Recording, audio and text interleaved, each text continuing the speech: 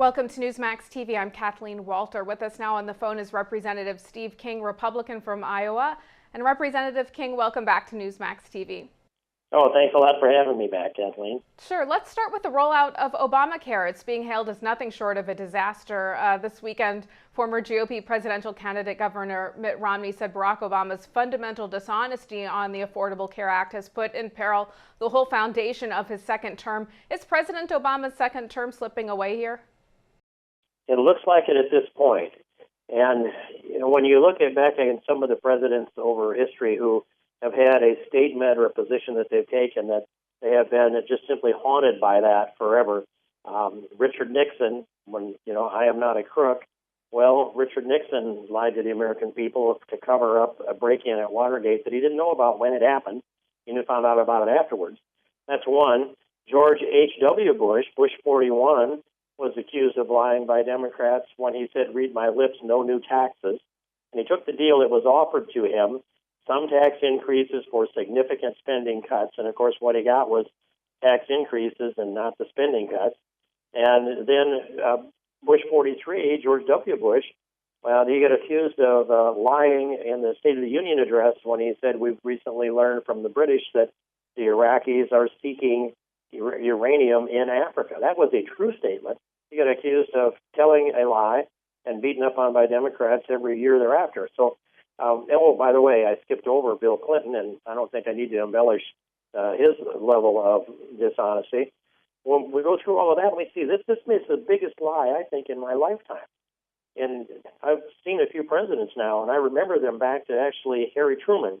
So when I say that, the biggest lie by a president in my lifetime, I don't think that's even arguable. The president, if he didn't know, he was duped by his own staff, and he didn't fire any of them, so I'm going to say he knew. And for him to say that if you like your doctor, you get to keep him, and if you like your policy, you get to keep it, period. Those two statements that have been wrapped up often in the same sentence by President Obama will haunt his administration for the duration of his time in office, and they will be how his administration, how the Obama presidency is characterized for 100 years from now. They'll characterize it by that statement. Representative King, President Obama has changed the Obamacare law. For example, recently he extended the period of the deadline for the individual mandate, and the employer mandate he delayed a full year. Where does the president get the legal authority to change laws that have been enacted already? Kathleen, he has no legal authority to change the laws that have been enacted already, or even those that have not yet been enacted, for that matter. And some of this starts back in the passage of Obamacare when President Obama and Nancy Pelosi made a deal with Bart Stupak and the Stupak dozen and said to them, if you will vote for this legislation that included funding for abortion, the president will change the language after it passes by executive order. That's breathtaking to think that a president could do that, and that anybody that takes an oath to uphold the Constitution like Bart Stupak could do that, except the president's word that he was going to amend legislation after it passed. Well, he couldn't. He effectively did. And multiple times, though, he has legislated by presidential edict, by press conference even. And now we have the president who announced some months ago that he would delay the employer mandate for a year when the Obamacare law, the enacted law, says that the employer mandate shall commence in each month following December of 2013. That's the law. The president can't change it. Now, the individual mandate fits within a different provision within the bill, and I'm still chasing that down to see if that's as solid as the employer mandate. There's so much confusion on the Hill that I can't quite anchor this down in. Here's what the act says. Here's the interpretation of it, because it actually gets stretched out and gets more convoluted than the employer mandate. The president has no authority to change law. That's Article 1. That's the Congress that writes the laws. He takes an oath, however, to take care that the laws be faithfully executed. Now, that means carry them out and enforce them. It doesn't mean, when it says take care that the laws be faithfully executed, it doesn't mean kill the law or kill the part you don't like. It means you carry them out. So, Representative King, why is Congress not holding hearings about this abuse of power? I have pushed this thing very hard within our closed-door sessions that we have and made my public statements from the floor and other places and in the media. But the I'll say the will to do this among the majority of Republicans just doesn't exist because they don't want to fight the president over something that's popular, like delaying the employer mandate. They want to delay the individual mandate because that's what pleases their constituents. They have simply stepped over their constitutional obligation to make the first thing you do is you make the constitutional argument. We all take an oath to uphold the Constitution.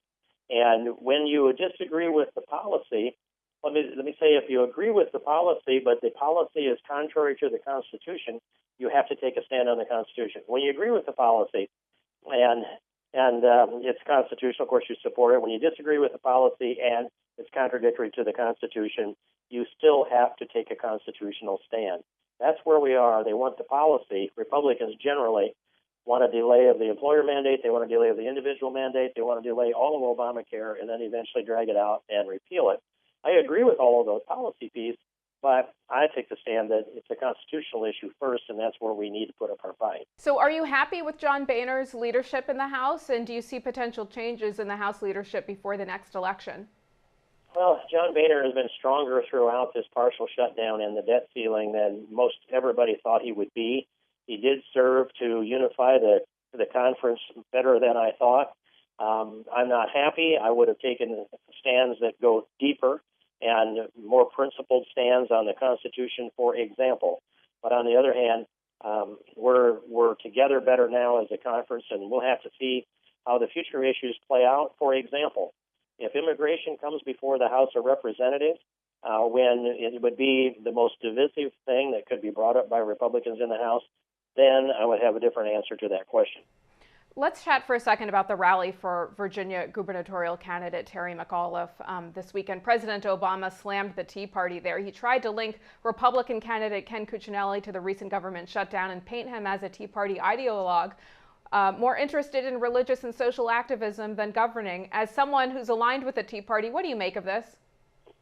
Well, they've run their polling and they try to demonize people in whatever way they think is the most effective. I mean, it's pure, raw politics. It's not much of anything else.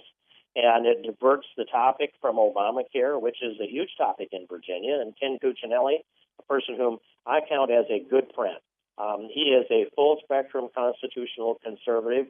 His compass points, his philosophical compass points to true north. And he doesn't equivocate. He lives the same life that he advocates for the rest of us. He would be an outstanding governor for the state of Virginia. And so what is going on is Virginians are seeing their individual health insurance premiums increase by in the area of 247%. That's the highest increase of any state in the union. And of course, they would bring in all of the Democrat big guns and try to change the subject and demonize Ken Cuccinelli. The real demon in Virginia is Obamacare. And by the way, the president can go down there and speak for Terry McAuliffe. And the Clintons and the Obamas can all go down there and speak for Terry McAuliffe. He has a very shady record. But additionally, they're not talking about Obamacare. That is the subject in Virginia right now, and how a state will deal with the federal mandate that is pushing more people off the rolls than it's putting on them. So it looks like Chris Christie will win big in New Jersey tomorrow. Do you feel he really represents the Republican Party? I like Chris Christie. He is a friend. And it takes a different style for each governor and each state. That's part of the laboratory experiment that we have. Chris Christie is a strong leader who leads without hesitation. He doesn't check the political winds or check the polls. And before he makes a decision, he makes bold, strong executive decisions. And what it takes to be elected, especially by large numbers, which we anticipate in New Jersey, is different than Virginia. It's different than Iowa. It's different than it might be in any of the very conservative states we have in the country. So I don't think we can draw a conclusion on where the Republican Party is going by the Virginia race, or excuse me, by the New Jersey race, or by the Virginia race for that matter. Each state's different, and I like both of these people. I count them both as friends, and they'll both make excellent governors in the states from which they come. How do you think Chris Christie would do in Iowa in the caucus if he runs as expected? Well, it'd be interesting because he has a lot of personal magnetism, and the activists in the Republican caucus are generally more conservative than at least Chris Christie is now considered to be. On the other hand, let's see what might happen. People are attracted to the dynamism of Chris Christie, and I know him, and of course his wife Mary Paff. They're good people. They'd be well received here in Iowa. and let's see what happens. One thing about the Iowa caucuses, and then later on the New Hampshire primary and primary in South Carolina and on, the Iowa caucus, you get to know these candidates personally. And the activists that are out there are very serious about this. Many of them will have met each candidate, evaluated them, and then the network we have is even better than it's ever been before with all the social media. So, and if you would take the very best raw material for president and just set them in the Oval Office, they will not be nearly as good a president as they will be after they've gone through the crucible of the nominating process. That refines these candidates. It sorts them out. So let's get on with that process, because I think we all agree, at least those of us that are on this network, we need a new president, and it's going to be a long, long wait, 3 years from now. Would you support Chris Christie if he got the nomination? Well, of course. If he won the nomination, I'd be enthusiastically in support of Chris Christie. And, I'm looking forward to it. If he's looking to run for president, I'd like to see him in Iowa, and I expect that'll be the case. He's been out here a couple of times that I've met with him, and he's been very, very well received here in Iowa. All right. Representative Steve King, as always, great speaking with you. Thanks so much for joining us today. Thank you, Kathleen. I appreciate it. And thank you for watching Newsmax TV.